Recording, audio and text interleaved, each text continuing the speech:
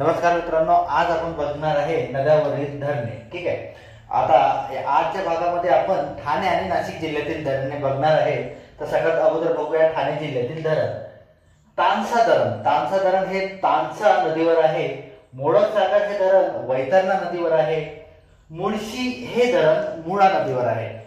मुळा आणि मुठा नदीच्या संगमवर बसलेलं शहर आपल्याला माहित आहे पुणे शहर. ठीक आहे. त्याच मुळा नदीवर मुळशी धरण वसलेलं आहे ठाणे जिल्ह्यामध्ये. नंतर आहे भातसा धरण. भातसा धरण हे भातसा नदीवर वसलेलं आहे. ठीक आहे. आता ठाणे जिल्ह्यानंतर आता बघूया आपण नाशिक जिल्ह्यामध्ये धरणे.